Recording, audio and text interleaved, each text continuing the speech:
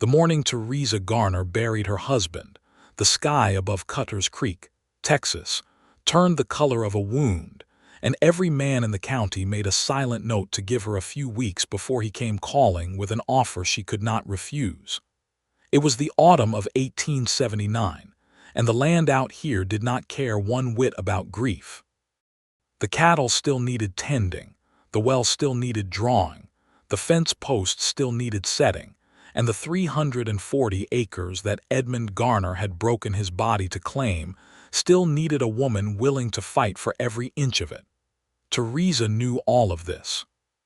She had known it before the preacher finished the last word of the service, before the first clod of red earth struck the pine lid of Edmund's coffin, before she turned from the grave with her jaw set in a line that her mother-in-law would later describe as unnatural for a woman in mourning. She was 28 years old, and she had been married to Edmund for 9 years, and she had loved him with the quiet, steady kind of love that burns low and long like a good wood stove. He had not been a poetic man. He had not brought her wildflowers or written her letters full of pretty words. He had worked from before sunrise until after dark, and he had built her a house with his own 2 hands, and he had held her through 2 losses before their daughter Clara arrived whole and breathing and perfect. That was the kind of man Edmund Garner had been, the kind the land used up. He had been kicked in the chest by a horse with a bad temper and a worse timing. He had lasted 4 days after that, long enough to say what needed saying, not long enough for Theresa to get used to the idea. The offers began arriving exactly 3 weeks after the burial, just as she had known they would.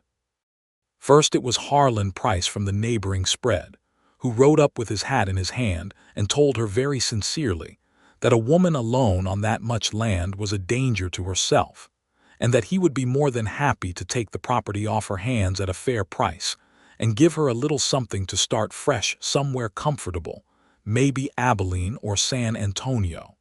She told him she appreciated his concern and that he could go to the devil. Then it was the widow Connolly's eldest son, Thomas, who came with a different sort of offer, the kind that included a proposal of marriage, and he was not unkind about it, but he was also not particularly subtle, and Theresa could see the arithmetic working behind his eyes. All that land divided by one lonely woman equaled a very promising future for Thomas Connolly. She told him no and closed the door before he could argue. There were others, men who offered hired hands she could not afford, men who offered loans she did not want. The Reverend came twice with suggestions about where a woman of her particular circumstances might find meaningful employment in town. Her father-in-law rode all the way from Beaumont to tell her she should come live with him and his new wife, and she thanked him for making the journey, and then watched him ride away with the same expression she wore when she was doing something extremely difficult and refusing to let it show. What people in Cutter's Creek did not fully understand about Theresa Garner was that she had grown up poor in a way that left marks. Her father had died owing money, and her mother had spent the rest of her life beholden to relatives who never let her forget it. Theresa had married Edmund partly for love and partly because he had said, very plainly and without drama, that what he was building was hers as much as his. And now that he was gone, the land was hers, fully and completely hers, and she would rather starve on it than hand it to anyone who looked at it the way these men looked at it, like it was a problem to be solved by taking it away from her.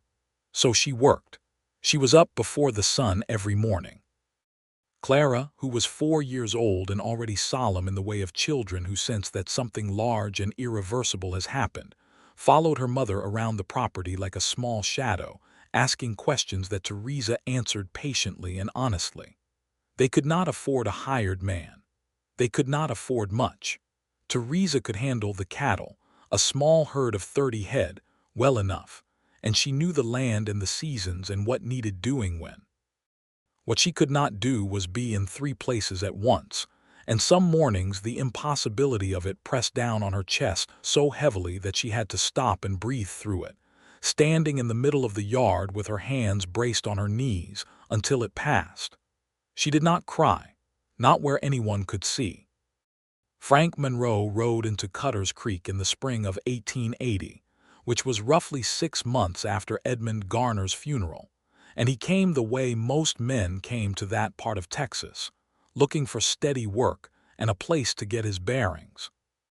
He was 32 years old, with a weathered face that had a few more lines in it than his age strictly warranted, dark eyes that missed very little, and the kind of quiet that came not from shyness but from having learned long ago that talking cost energy and attention, and both were better spent on the work in front of you. He had spent the previous 5 years working cattle drives up the Kisham Trail and then east and west of it, following the work wherever it led. He was good at it. He was good with horses in a way that was almost unreasonable, the sort of man an animal decided to trust before he had done anything in particular to earn it. He could read weather and terrain and trouble at a distance, and he was slow to anger but thorough about it when he finally got there, which kept most men from pushing him past the first warning. He had come to Cutter's Creek because a man he'd worked a drive with, a fellow named Pete Dawson, had told him the Caldwell Ranch was hiring, and it was decent work with fair pay. He had not come looking for anything other than work. He heard about the Garner widow inside of 2 days of arriving, because Cutter's Creek was not a large town, and its residents were not especially interested in minding their own business. He heard it from Pete Dawson himself, who mentioned it the way people mention things they consider established facts. Beautiful woman, Dawson said, but stubborn as a Missouri mule. Lost her husband last fall and has been running that spread alone ever since. Every man in the county has tried to buy her out or marry her out of her trouble, and she has sent every last one of them packing. You can set your watch by it.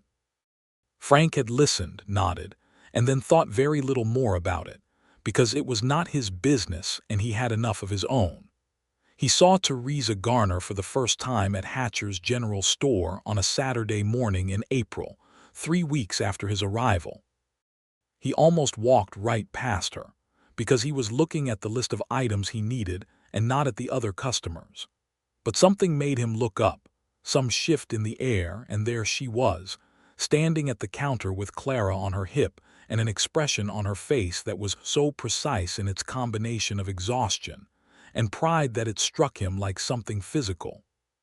She was tall for a woman of that era, with dark auburn hair that she kept pinned severely back, and green eyes that she was currently directing at old Samuel Hatcher, with the focused intensity of someone conducting very careful financial negotiations. She had the look of a person who had been beautiful in an effortless way once and had since become something more interesting, a face that had been sharpened by difficulty into something that lasted. Frank paid for his items and left. He thought about her more than he intended to that week. The following Saturday he was back at Hatcher's for supplies, because it was Saturday, and that was when men from the outlying ranches came to town, and she was there again, and this time he held the door for her when she was leaving, and she looked at him with those green eyes and said thank you in a tone that suggested she was capable of getting the door herself. He believed her. He did not engineer his next encounter with her, though people would later decide that he must have. The truth was simpler and also more complicated. He was riding out along the northern fence line of the Caldwell property, checking for damage after a heavy rain, when he came to the boundary marker and realized that the fence on the neighboring side, which he could see from where he sat his horse, had come down in a section of about 40 feet. It was recent damage, he could see that, and fresh cattle tracks in the mud told him that whatever livestock grazed that property had wandered through into the open country beyond. He knew whose property it was. He was not entirely sure why he did what he did next. He told himself it was simple neighborly decency, the kind of thing any person would do. He found the strayed cattle, 8 of them, and drove them back through the gap. And then he spent the next hour and a half repairing the fence with the tools he carried and the materials he found stacked nearby, evidently left there by someone who had noticed the problem and had not yet had time to address it. He was nearly finished when he heard hoofbeats and looked up to find Theresa Garner, coming across the field toward him on a bay mare with Clara sitting behind her, both of them watching him with the same wary, assessing expression. She reined up about 20 feet away. "What are you doing on my property?" she said. It was not a friendly question, but it was a fair one, and he answered it directly. "Fixing your fence. Your cattle were through and into the open range. I drove them back." A pause. "I can see that," she said. "I didn't ask you to do that." "No," he agreed. "Fence needed fixing, though." Another pause, longer this time. Clara tugged on her mother's sleeve and whispered something into her ear, and Theresa glanced down and then back up at Frank with an expression that had shifted slightly, become a little less sharp. "I would have gotten to it," she said. "I know you would have," he said, and he meant it without any condescension, which she seemed to hear. "You work for the Caldwell spread," she said. It was not a question. "Yes, ma'am." She looked at the fence, which was now solid and properly repaired, and then back at him. He could see her deciding something, weighing something. "I don't need help," she said finally. "I want that understood." "Understood," he said, and he gathered his tools and his horse and rode back toward the Caldwell property without another word. He expected that to be the end of it. But here was the thing about the land in that part of Texas, and about that particular year, and about 340 acres run by one woman and a 4-year-old girl. Things went wrong with remarkable regularity. The land was indifferent to circumstances and schedules and the size of the workforce available. It simply continued to present its demands, and sometimes those demands were urgent.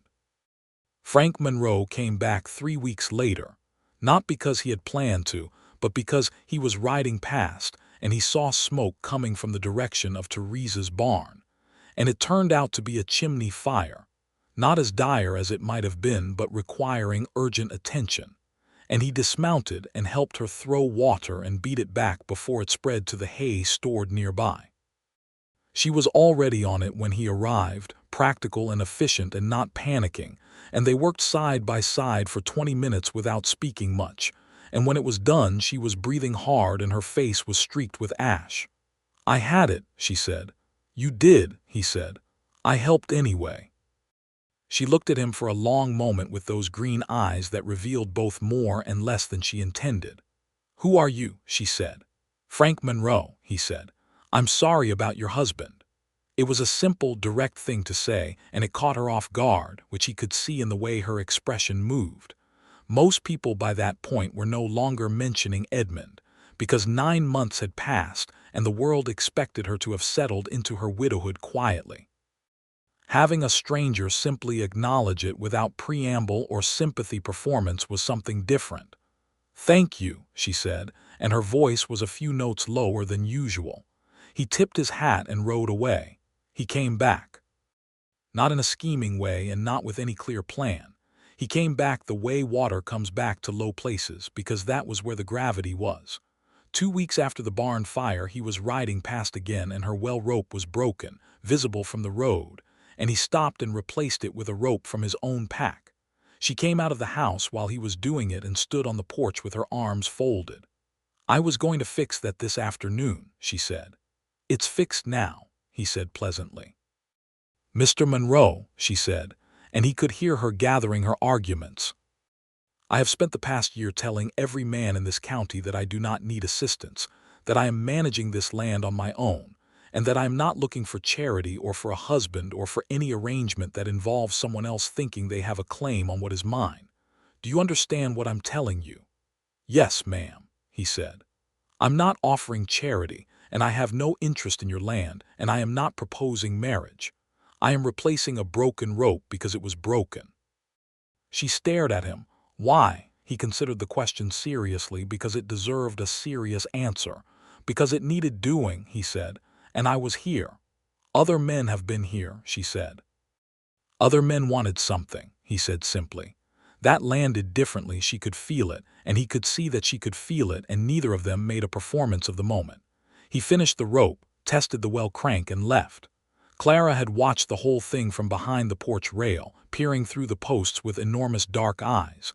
Before Frank rode away she said in a very small, clear voice, "Thank you for fixing the rope." He looked back and touched his hat brim. "You're welcome, Miss Clara," he said. Theresa watched him go with an expression that her neighbor Bess Alderman, who happened to be visiting at the time, would later describe as the most interesting thing she had seen all year. The summer of 1880 was hard across that part of Texas. The heat came in June and settled like something with designs on staying forever, and the creek that ran along the southern edge of Theresa's property dropped to a trickle by July, which meant hauling water for the cattle, which was a relentless and exhausting business. The cattle needed to be moved to the upper pasture where there was still some decent graze, and the fencing up there was old and needed attention, and the roof of the chicken coop had developed a soft spot that would cave in spectacularly under the first hard rain. Theresa handled all of it. She lost 8 pounds over the course of June and July, which she did not have to lose, and the darkness under her eyes became permanent, and Clara began waking at night and coming to sleep beside her mother because children know things about exhaustion and desperation that they do not have words for yet. Frank Monroe showed up in the first week of August with a load of lumber in the back of a borrowed wagon and no particular explanation. She came out of the house to find him unloading boards into her yard, and she stopped on the porch steps with her hands on her hips. "What is that?" she said. "Lumber," he said. "I can see that. What is it for?" "Your chicken coop roof," he said. "It's going to fail before the fall rains. I can fix it in a day." She descended the steps slowly. She looked at the lumber, which was good quality, and she looked at him, and she looked back at the chicken coop with its troubling soft spot, and she said, "How much?" "Nothing," he said. "Mr. Monroe," she began. "Theresa," he said, and it was the first time he had used her name, and it stopped her. He looked at her steadily. "I'm not doing this because I want anything from you. I'm doing it because that roof is going to collapse and you are going to lose birds you cannot afford to lose, and fixing roofs is something I'm good at and I have today free. That's the whole of it." She was quiet for a moment. The heat was enormous and the air smelled of dust and dry grass and the distant possibility of rain that never quite arrived. Clara appeared in the doorway behind her mother and looked at Frank and said, "Are you going to fix the chicken house?" "If your mother lets me," Frank said. Clara turned to look at Theresa with the particular expression of a 5-year-old who has decided an outcome and is waiting for the adults to catch up. Theresa looked from her daughter to Frank Monroe and then to the failing roof of the chicken coop. She had been fighting it for 2 months. "I'm not making you dinner," she said finally. "I didn't ask for any," he said. "Fine," she said. "The hammers are in the barn." He fixed the chicken coop roof in a day, as he had said he would, and he did it well and properly, and Clara brought him a cup of water in the afternoon that Theresa had sent without mentioning that she was sending it. He thanked Clara gravely and drank it and handed the cup back, and Clara brought it inside and put it on the counter and looked at her mother with those serious eyes. "He's nice," Clara said. "He's useful," Theresa said, which was not the same thing and also was not entirely honest. "He came back in September. He came back in October. He was not there every week. He did not hover. He did not press. He came when there was something specific that needed doing, and he had a reliable sense for when that was, which Theresa found simultaneously irritating, and, in the very private place inside herself where she allowed honesty, something else entirely. He fixed the northern fence again after a section was brought down by a spooked steer. He helped her move the cattle to winter pasture, showing up with 2 horses, and simply falling into the work beside her without requiring instruction or direction, reading the situation and fitting himself to it with a natural ease that she had not expected. They talked while they worked. Not about deep things, not at first. They talked about the land and the weather and the cattle and the best methods for various problems. She discovered that he knew an enormous amount about a wide range of practical things, that he was observant in a way that was unusual, and that when he had nothing useful to say, he said nothing at all, which she found restful in a way that surprised her. Most men in her experience felt compelled to fill silences with themselves. By November she was making him coffee when he came. She told herself it was simple manners, which it also was. But she noticed that she started watching for the sound of his horse in the mornings when she had some reason to think he might come, and she noticed the noticing, and she put it somewhere firm and internal where she was not looking at it directly. She was not ready. She was still in the middle of proving something. She was proving it to every man who had ridden up to her gate with that look in his eyes that said her grief was an opportunity, and her determination was just a woman who needed proper handling. She was proving it to herself, because on the hardest days the part of her that was simply tired and lonely had whispered things she refused to listen to. She was proving it to Edmund, though she knew that was irrational, because Edmund was dead and beyond the reach of her proving anything. She was not ready for Frank Monroe, but Frank Monroe, for his part, did not seem to be in any particular hurry. The winter came and settled its cold over the Texas hill country with its particular brand of desolate beauty, the cedar and live oak standing dark against a white sky, the creek running thin and glassy over its stones, the smoke from Theresa's chimney rising straight up in the still air. Frank came less often in the winter, because there was less urgency on the land, but he came. He brought firewood once. A full cord of it split and stacked in the hour before she woke, so that she came out in the early morning to find it there, and stood looking at it with something complicated and unresolved happening in her chest. Clara turned 5 in January of 1881, and Theresa baked a cake with the last of the good flour, and they celebrated just the two of them. And Clara asked if Mr. Monroe could come too, and Theresa said he had not been invited, and Clara said, with the unassailable logic of a 5-year-old, "But you could invite him." Theresa said she would think about it, which was her way of saying no, and then thought about it all afternoon, which was her way of something else. She did not invite him to the birthday. But the following week, when he came to check on a drainage problem she had mentioned in passing the week before, something she had mentioned entirely casually as though she were thinking out loud rather than telling him, she brought out a piece of the birthday cake that she had kept back, wrapped in cloth, and handed it to him without explanation. He took it and looked at it and looked at her. "Clara's birthday," she said briefly. "Thank you," he said, with the same gravity he used when Clara brought him water, the kind that did not make a production of the moment but let it be what it was. They were standing close, closer than they usually stood, because she had stepped down from the porch to hand it to him, and the path between the porch and the fence was narrow in that spot, and she was very aware of the few inches between them. He smelled of cold air and wood smoke and horse and something that was simply him, and she took a step back and a very careful breath. "It's good cake," she said, for something to say. "I believe it," he said. He ate it there, leaning against the fence post, and she stayed on the porch because leaving felt rude and staying felt significant, and she was not ready for significant. They talked about the drainage problem and the plans for the spring calving season and the general condition of the county roads after the winter rains, and all of it was perfectly ordinary, and none of it was ordinary at all. By spring of 1881, a full year after Frank Monroe had first stopped to fix her fence, the people of Cutter's Creek had opinions. This was not unusual. Cutter's Creek always had opinions. But the opinions about Theresa Garner and Frank Monroe had a particular quality of interest, because the situation was unusual. He was clearly not trying to court her in any conventional sense.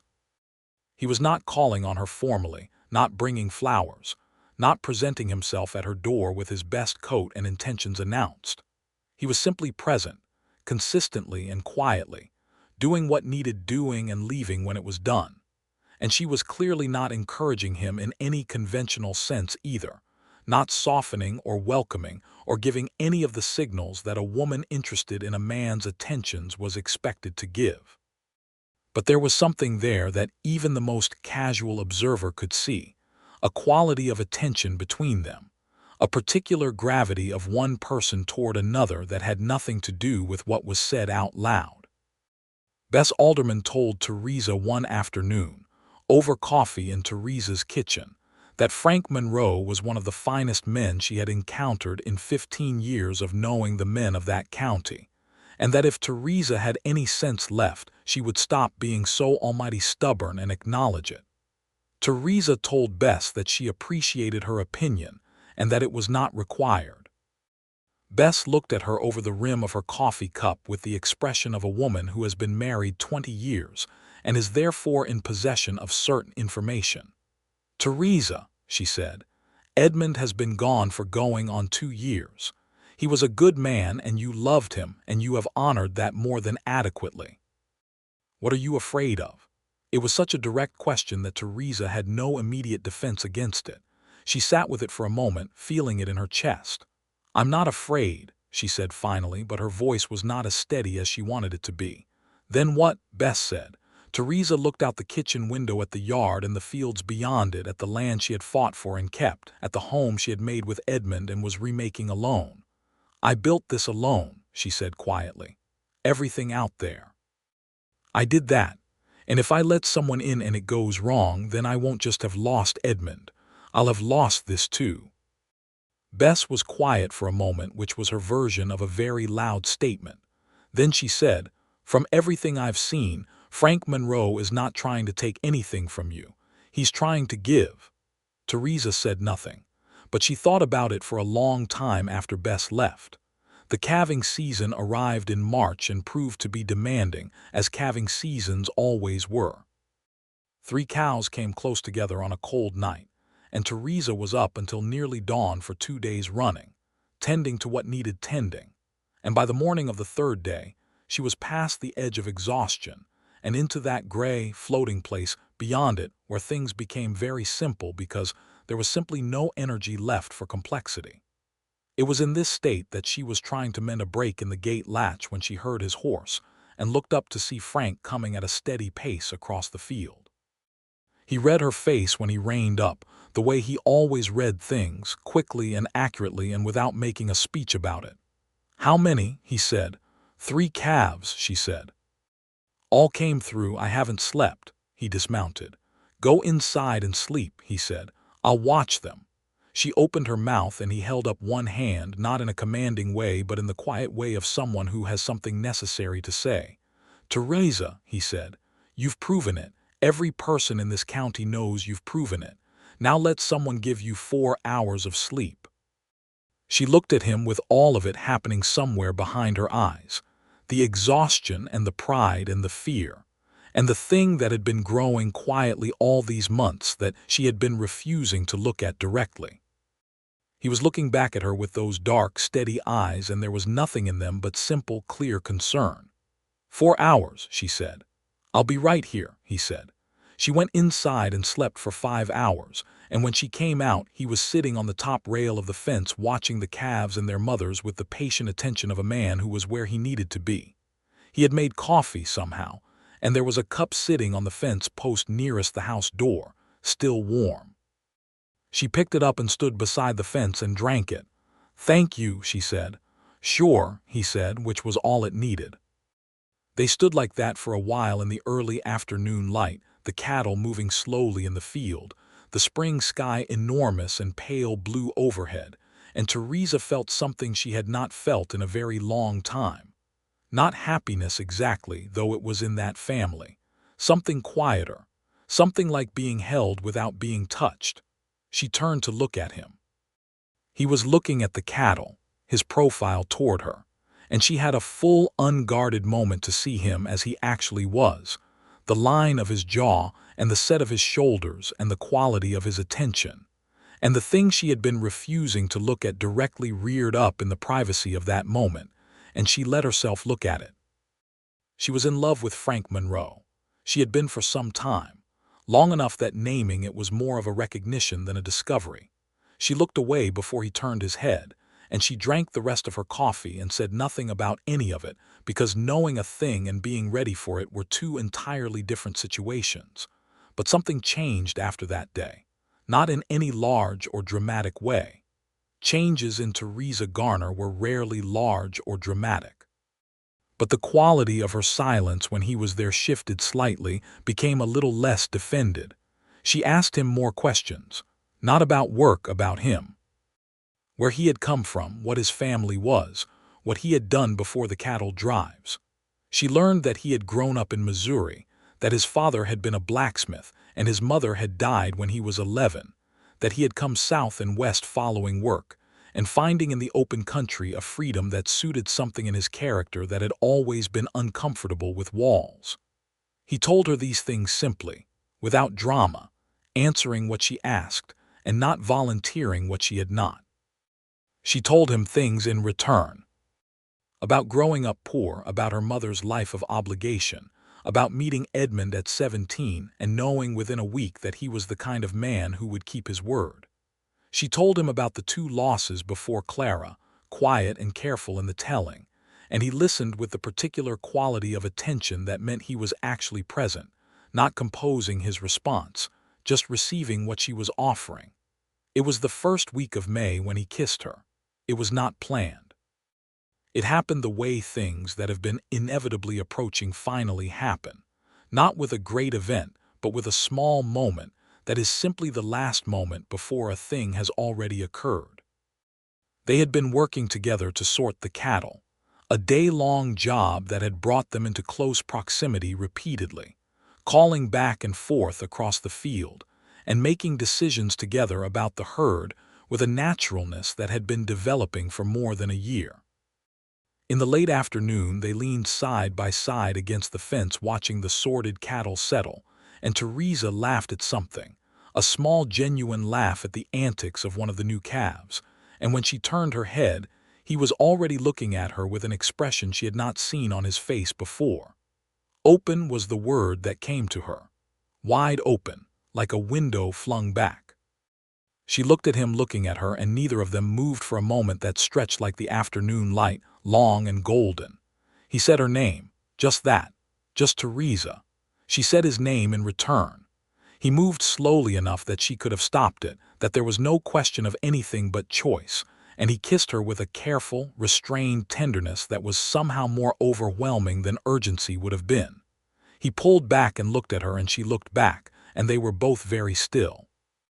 "I have been patient," he said quietly, "because you needed me to be. But I want you to know that I am not patient because I don't care. I am patient because I care considerably, and I would rather wait as long as you need than push for something you're not ready for." She stood there in the late Texas afternoon with the smell of grass and cattle around them and his words settling into her like water into dry earth. She had spent 2 years building walls against exactly this, and she could feel every one of them standing. And she could feel something else too, the exhaustion of maintaining them. "I need more time," she said. It was the most honest thing she had said to anyone in 2 years. "All right," he said, without disappointment or manipulation, just acceptance. "I'll be here." Summer came again, the second summer of Frank Monroe showing up on Theresa Garner's land. The land was not simpler than it had been, but Theresa was. Not simpler in her character or her determination, but simpler in some internal way, as though she had laid down a weight she had not known she was still carrying. She began to let him come more often. She began to expect him and then to plan around his presence, which was a new thing.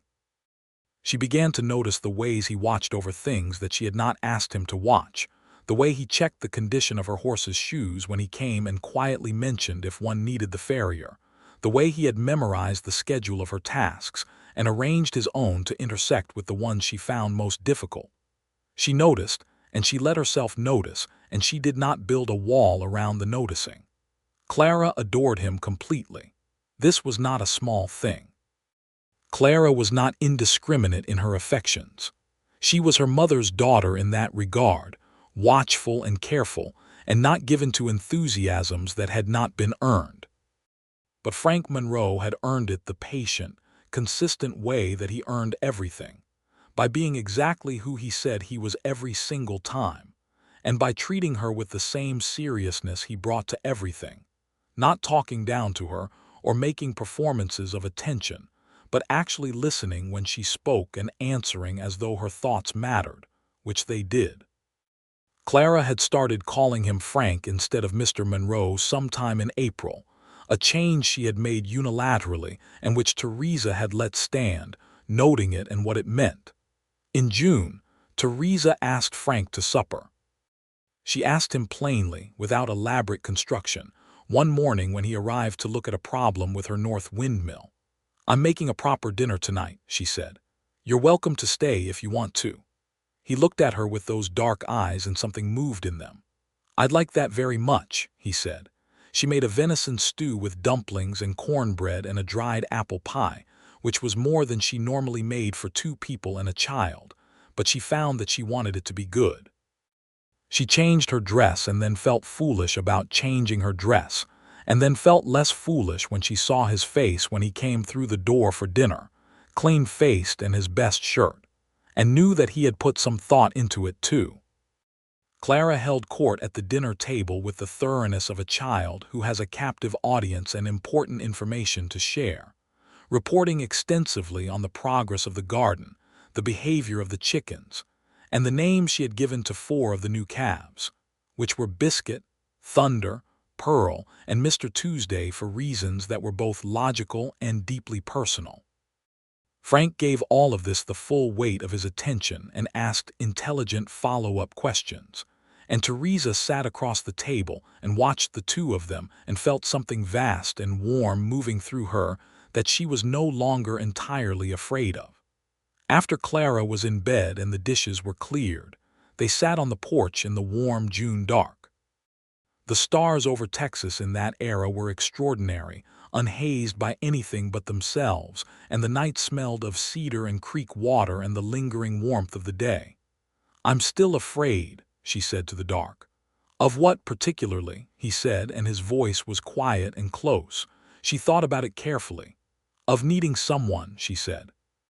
"Of building something and having it break. Of Clara loving someone and then losing them. Those are real fears," he said. He did not tell her she was being foolish or that she had nothing to worry about.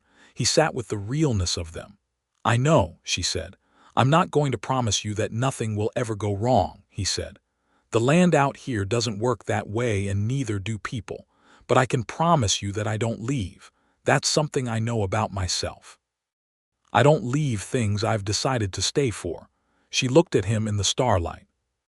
His face was in profile, looking out at the dark fields, and he was so thoroughly himself, so completely without pretense, that she felt something inside her that had been braced for a very long time slowly, carefully unlock. "I know that," she said, and she meant it as something more than an acknowledgement, and he heard what she meant. He reached across in the dark and found her hand where it rested on the porch rail and covered it with his, and she turned her hand over and held on, and they sat like that for a long time while the Texas night moved around them and the stars did their slow wheel overhead. In July, he asked her to marry him. He asked her in the way he did most things, without theater. They were walking the southern fence line in the morning, checking for the soft spots that the summer rains had been testing, and he stopped at the corner post and turned to look at her with the expression that she had learned meant he had something to say that mattered. "Theresa," he said. "I know," she said. He looked at her. "You know what I'm going to say." "I've known for a while what you were going to say," she said. "I've been deciding how to answer it." "And?" he said. She looked at him in the full bright light of the summer morning, at this man who had spent more than a year simply showing up and doing what needed doing and waiting for her, at this man who had never made her feel small or obligated or beholden, who had given her his presence without using it as leverage, who had known that what she needed was not to be rescued but to be met. "Yes," she said.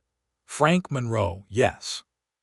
The look that crossed his face was the most unguarded thing she had ever seen on a human face. He was not a demonstrative man in general, and she had come to know the precise vocabulary of his restraint, so to see him without it for a moment was something she would carry for the rest of her life. That expression, that open, undone joy. He came forward and put his arms around her, and she put her face against his shoulder, and they stood there in the Texas summer morning with the fence and the land and all of it around them, and it was nothing like what she had been afraid of. It was nothing like loss. It was the opposite of that, a gain of something she had not known she was short of, and it felt, for all its particularity, like coming home. Clara took the news with the gravity of a 6-year-old who had expected it and is satisfiedly correct. She asked if Frank was going to live in their house, and when Theresa said yes, she nodded once, the way her mother nodded when something had been decided, and asked if they could have a dog now that there would be someone to build a proper kennel. Frank built the kennel 2 weeks later, and they got the dog, a brown and white border collie mix that Clara named Captain, who proved in short order to be an invaluable working animal, and also a devoted companion for a 6-year-old girl with a great deal of energy and opinion. They were married in September of 1881, in the small Methodist church in Cutter's Creek, in front of about 40 people, including Bess Alderman, who cried happily throughout the entire service, and Pete Dawson, who shook Frank's hand afterward with the kind of vigor that bruises. The Reverend, who had twice suggested to Theresa that she might find meaningful employment in town, now performed the ceremony with an entirely undimmed enthusiasm for being part of the occasion. Theresa wore a dress she had made from blue wool and her mother's earrings, which were the only pieces of jewelry she owned, and Frank wore a dark coat and a white shirt, and looked at her through the whole ceremony with the same quality of attention he brought to everything that mattered to him, steady and complete. The vows they spoke were the old ones, familiar and worn smooth by generations of use, and when Theresa said them she meant each word with a specificity that she had not expected to feel again, in sickness and in health, for richer or for poorer, until death do us part. And none of the words felt like surrender, and all of them felt like choice. When the Reverend said he could kiss his bride, Frank put one hand against her face the way you handle something valuable, and kissed her gently and then with more warmth. And Clara, standing at her mother's side as flower girl and general supervisor of the proceedings, said "Mama" loud enough for the front 3 rows to hear, which produced a warm laughter that moved through the congregation like a wind through grass. They did not have money for a real wedding trip. What they had was the land and the work in each other, which was, they both agreed, considerable. The evening of the wedding, after Clara was asleep in her bed with Captain curled at her feet, they sat on the porch where they had sat that first real night in June and held hands in the dark and talked quietly about what they were building, what they wanted, what they were heading toward. Frank had savings from the years of cattle drives, a careful man's savings, modest but real. He brought that into the marriage along with his skills and his labor and his presence. Together, working the land that Theresa had kept through 2 years of difficulty, they started to get ahead. Not dramatically, not overnight, but steadily and honestly, the way things built on real foundations grow. He moved his things into the house, and it became a different house, not in character but in weight, fuller, more inhabited in the way a house becomes when it holds more life. He was easy to live with in the ways that counted, orderly in his habits, honest in his communication, quick to find the humor in difficulties when there was any to be found, and direct about addressing them when there was not. He and Theresa settled into a domestic rhythm that suited them both, each recognizing in the other a practical nature and a preference for action over complaint. He was not Edmund. She never needed him to be Edmund, and he never tried. But there were moments in those first months of marriage when she felt Edmund's absence particularly, anniversaries and seasonal changes and small moments that had been built with him, and she did not hide those moments from Frank. She had expected to, had planned to keep that private, but Frank had a way of creating a space in which things could be said without requiring a response, and so she said them, a few times, quietly and honestly, and he listened and did not feel threatened or diminished by the reality of her history, because he was a man secure enough in himself to understand that loving more than one person across a life was not a subtraction but a testimony to the capacity. Winter came and they were warm. Spring came again and they planted a real garden, large enough to matter, Frank turning the soil with the mule while Theresa and Clara planted in rows behind him, the three of them working in the long spring light with the dog orbiting their activity with devoted enthusiasm. In the fall of 1882, Theresa told Frank she was expecting. She told him on a Wednesday morning before breakfast, matter of fact and direct as she was in most things, standing in the kitchen with the light coming through the east window. He went very still in the way he did when something had moved him past his ordinary composure, and then he crossed the kitchen in 2 steps and put his arms around her with a gentleness that had something fierce in it, and held her for a long time without saying anything. "Are you happy?" she said, her voice muffled against his shoulder. "There are no words," he said. "I mean that literally. I will find some by tomorrow." She laughed, and the laugh was the clean, unguarded kind, the kind that had been coming more easily now for the past year, and she pressed her face into his shoulder and held on. Clara received the news with a complex series of emotional responses that spanned delight, strategic concern, and a series of logistical questions about the sleeping arrangements that required a full family discussion to address. She was eventually satisfied that the new baby would not be given her room or her dog, and that she would be allowed to hold it under supervised conditions, and she declared herself in favor of the arrangement. Frank wrote to his older sister in Missouri, Ruth, whom he had mentioned but whom Theresa had not met, and Ruth wrote back a warm and practical letter congratulating them both and asking for details about the land and the house with the tone of a woman who is already planning a visit. The pregnancy was not easy. The Texas winters were less harsh than Missouri winters but hard enough, and Theresa was tired in a deeper way than she had been tired before. A bone tiredness that she could not argue herself out of the way, she could argue herself past ordinary fatigue. Frank watched her with careful attention and made himself useful in the ways that she would allow, which were more ways than she would have allowed anyone a year and a half ago. He took over more of the heavy work without making announcements about it, and he made sure she ate and rested without managing her, which was a considerable distinction and one she noticed and appreciated. In April of 1883, their son was born.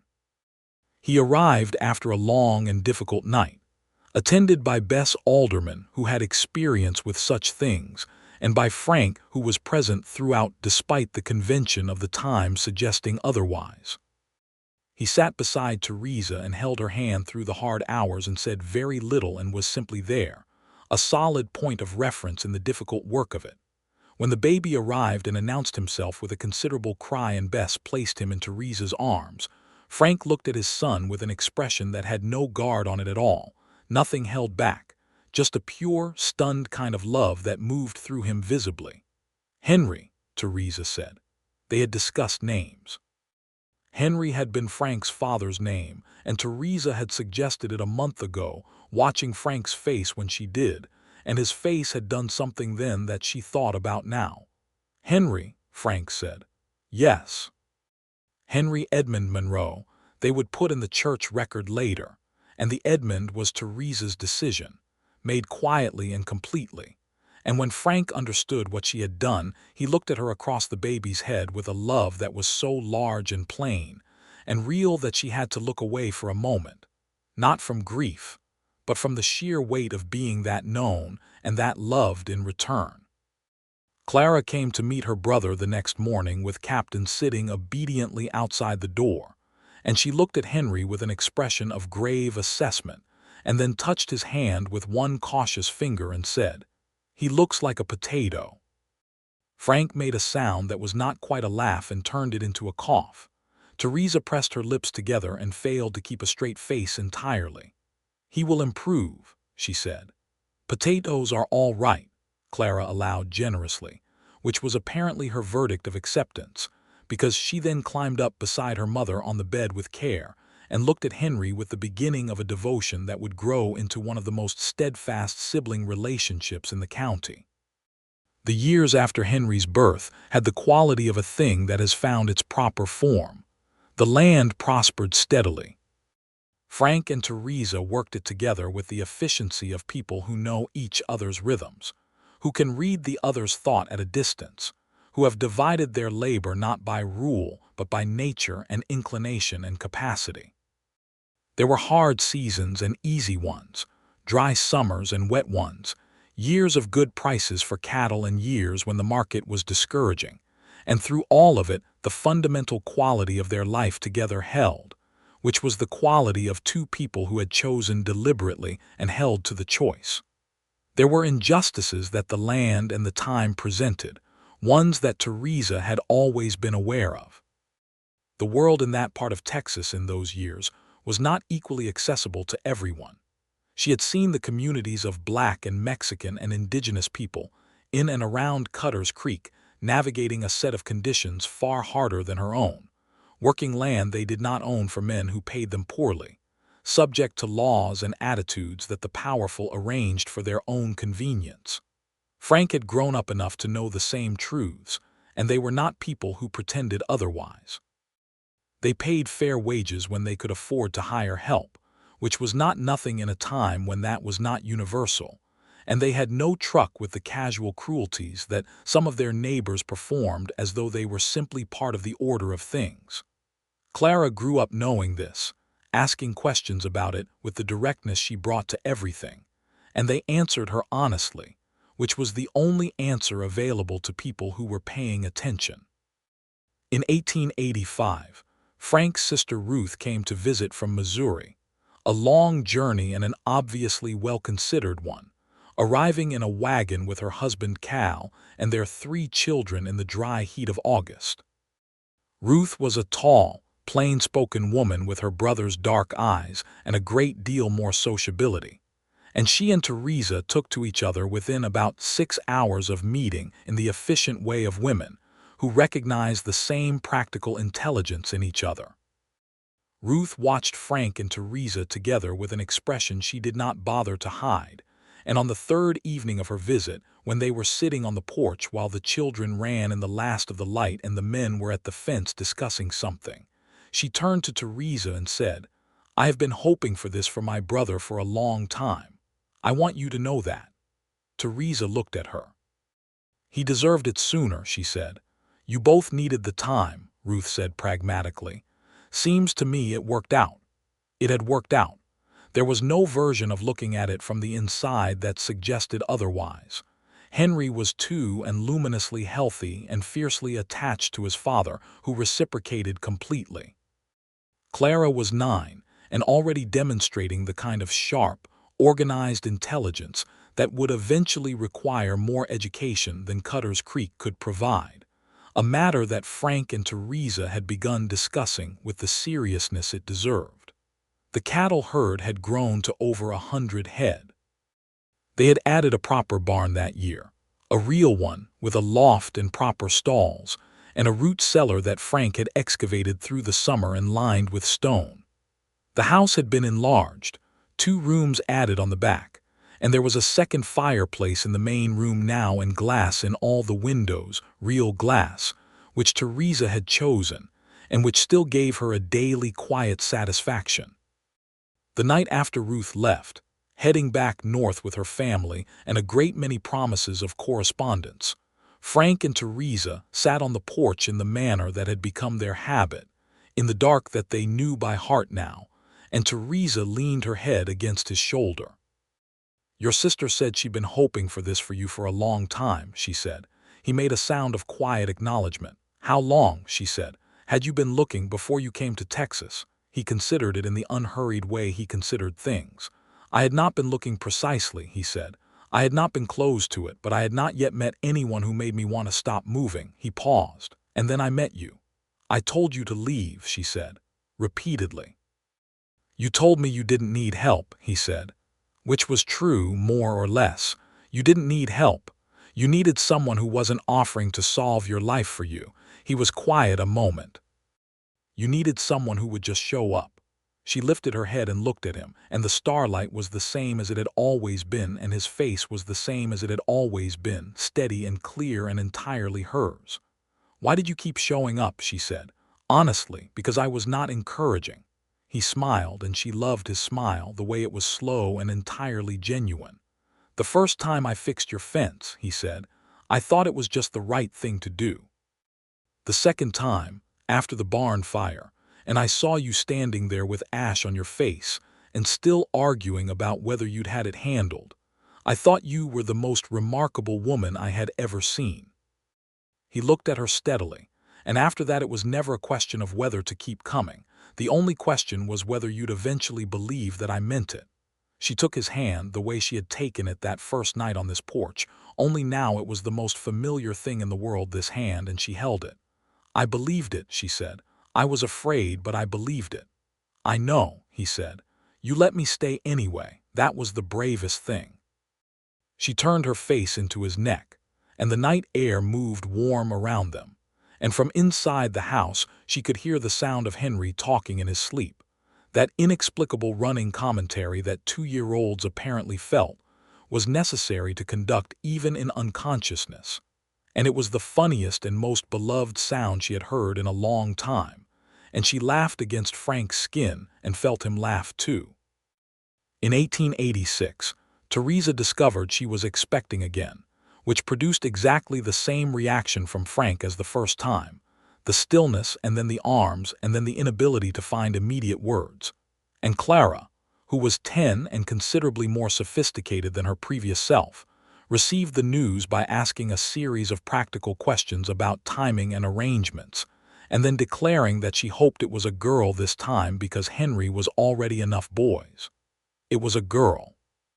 She arrived in the spring of 1887, easy and fast and yelling with robust intention from the first moment, and they named her Rose after Theresa's mother, and Clara held her with the pride of someone whose very reasonable request has been honored by the universe. Henry, who was 4, was briefly suspicious of Rose and then fell irrevocably in love with her over the course of about a week, appointing himself her guardian with a seriousness that was touching and occasionally excessive. Frank watched his children with the same quality of attention he had always brought to things he valued, full and steady and warm, and Theresa watched him watching them, and felt the thing she had been feeling for years now with an unchanged and unchanging fullness. This love that was nothing like the quiet, steady warmth of what she had had with Edmund, and nothing less than it either, but something different in its character. Something that had been forged in the particular conditions of her resistance and his patience, and the 2 years of him simply showing up until she let him. She thought sometimes about those 2 years, about who she had been in them, that woman with her jaw set and her walls up and her absolute refusal to be anything but herself on her own terms. She did not regret a day of it. She had needed every day of it, every act of independent determination, every fence she fixed alone, and every night she spent alone in the house she had refused to give up. All of it had been necessary. All of it had built the foundation that meant she came to Frank Monroe as a whole person, choosing freely rather than a frightened person accepting what was offered. She had needed to be certain that she was not choosing him because she was tired of choosing alone. She was certain. By 1888, Clara was 12 and outgrowing everything the local school could offer, and Frank and Theresa had a conversation they had been building toward for 2 years. There was a good school in San Antonio, a proper one, with a curriculum that included mathematics and literature and geography and science. It would mean Clara being away during the school months, boarding with a family there that Bess Alderman's cousin knew well and recommended highly. Clara received this news with a mixture of terror and the barely suppressed excitement of someone who has been waiting for exactly this, and is pretending to be appropriately measured about it. She asked about 12 practical questions, extracted promises about letters and visits, spent an evening being extremely quietly with Henry, and rose in a way that suggested she was already practicing missing them, and then declared herself ready. Sending her off on the stage to San Antonio in September of 1888 was the hardest thing Theresa had done since Edmund's funeral, and she stood in the road watching the stage until it was entirely out of sight, and then turned back to find Frank waiting a few steps behind her, and she put herself against his chest without a word, and he put his arms around her. "She'll be all right," he said. I know she will, Theresa said. She's going to be extraordinary. She already is, he said, comes from her mother. Theresa made a sound against his chest that was half laugh and half something else. You're a terrible flatterer, she said. I am a truthful man, he said, and you know it. She did know it. Clara wrote letters that were models of informational efficiency and occasional emotional revelation, reporting on her studies and her teachers and the other girls in the boarding house and the city of San Antonio, which she found simultaneously overwhelming and magnificent. She came home for Christmas that year to a house decorated with cedar boughs and a dinner table that barely contained all of them. Ruth and Cal and their children having made the journey from Missouri for the occasion. And the house was full of noise and warmth and firelight, and the particular joy of a family that is genuinely glad to be together. Henry, who was 5 and had opinions about everything, appointed himself in charge of Christmas activities, a role no one had given him, and everyone found it easier to accommodate than dispute. Rose, 1 year old and recently mobile, was a force of determined destruction who could empty a shelf at remarkable speed, and found the decorated Christmas tree to be the most interesting thing she had ever encountered.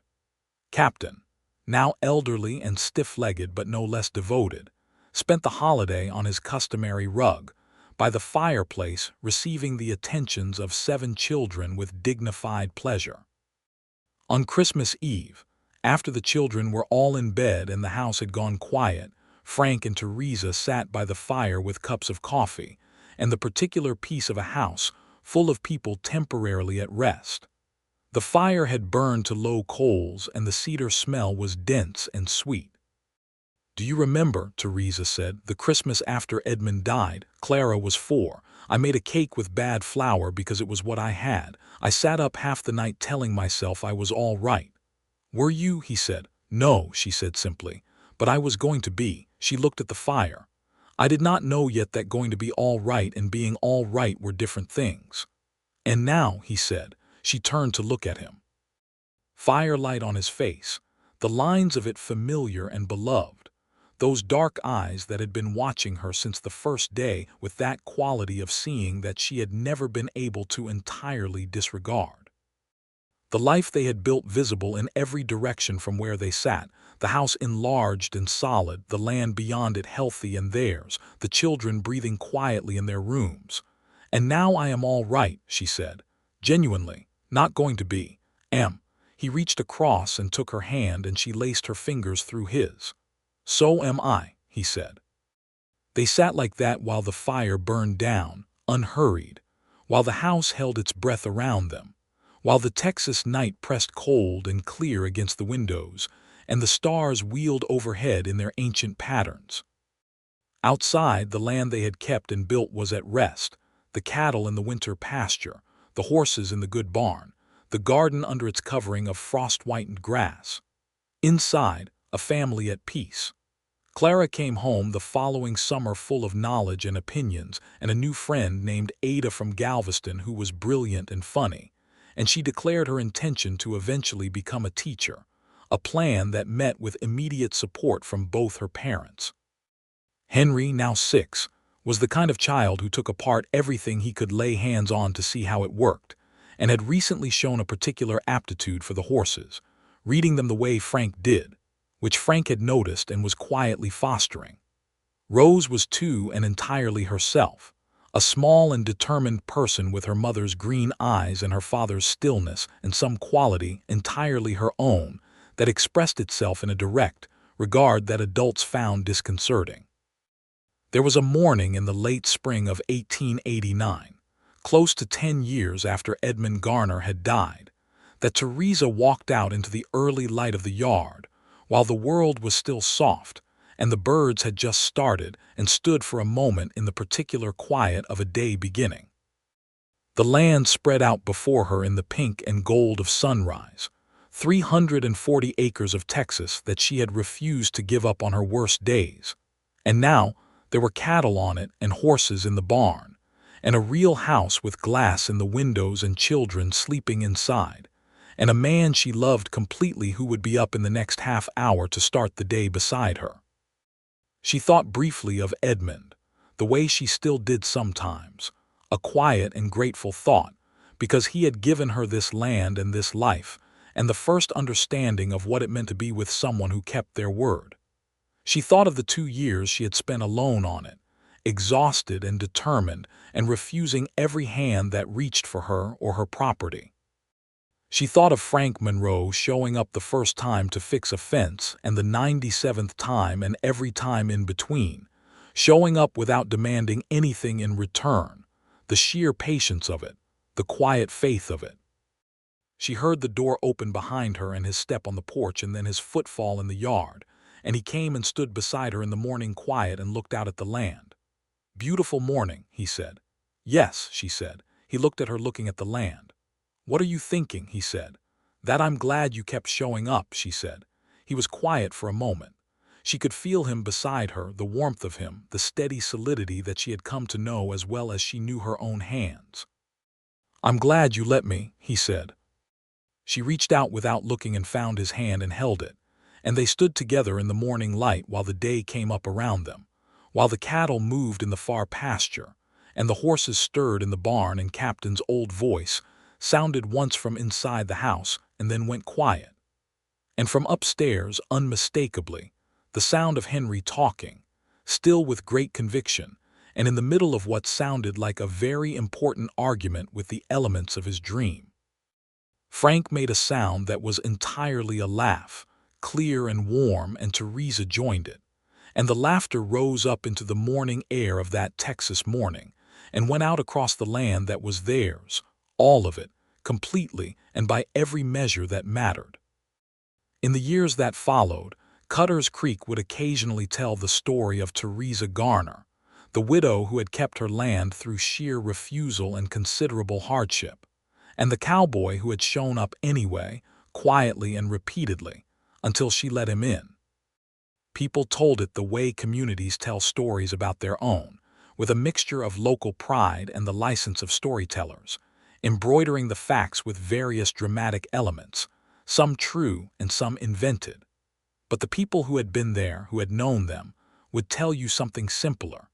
They would tell you about a woman who had been afraid not of love but of losing herself to it, who had needed to know that she was whole before she joined her life to anyone else's. And about a man who had understood, without being told, that what she needed was not a rescuer but a witness, not someone to solve her situation but someone to stand beside her in it. Who had known that some people need to be arrived at slowly, with patience and without condition, that the door would open when it was ready and not before. They would tell you that Frank Monroe had never once tried to convince Theresa Garner that she needed him. He had simply shown up and been there, consistently and without agenda, until she was ready to let herself want him to stay, and that she had let him. And that they had built something together on the 340 acres of Texas red dirt that was solid and real and lasting. The kind of thing built on a foundation of two people who chose each other freely and daily, and completely. Henry grew up to be a horse trainer of some distinction, his father's patient way with animals compounded by a natural gift that Frank said he had never seen equaled. Clara became a teacher in San Antonio and eventually opened her own school, and she taught for 30 years with a fierceness and intelligence that shaped hundreds of young minds. Rose grew up with her mother's green eyes and her own particular grace, and married a geological surveyor from Colorado who suited her precisely, and she wrote letters home to Cutter's Creek for the rest of her life. Frank Monroe rode that land until he was old enough that riding required assistance, and he loved it the way you love a thing you have worked for, and that has worked for you, the way you love something that has held your life. He loved Theresa with the same patience he had brought to everything from the beginning, steadily and completely and without diminishment, and she loved him in return with the fullness of a woman who had been careful about who she opened the door to and who had chosen, finally and deliberately, to open it. They grew old on that land. The house they expanded twice more over the years, and the cattle herd passed through its various seasons, and the neighbors changed around them as neighbors do, and Cutter's Creek grew and altered as small Texas towns do in the last decades of the 19th century.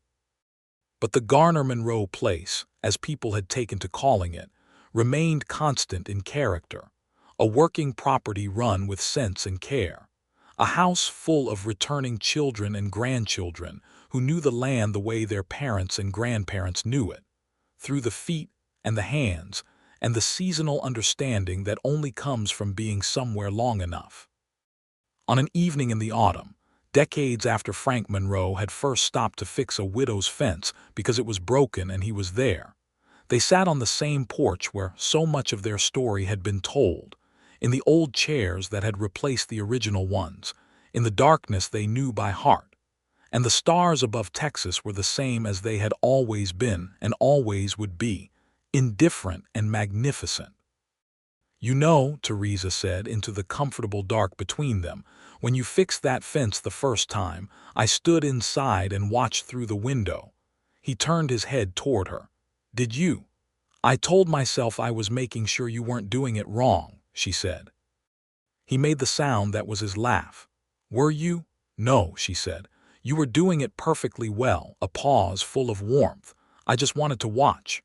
He reached across and found her hand, the gesture so deeply habitual by now that neither of them had to think about it, that reaching and that finding, that closing of the small distance between them. She laced her fingers through his the way she always did. "Theresa," he said. "Frank," she said. And the night held them, and the land held them, and everything that had been built between them out of patience and stubbornness and slowly lowered walls and the particular courage of a woman who had been afraid and had opened the door anyway, all of it was there in the dark with them, solid and sure and entirely their own.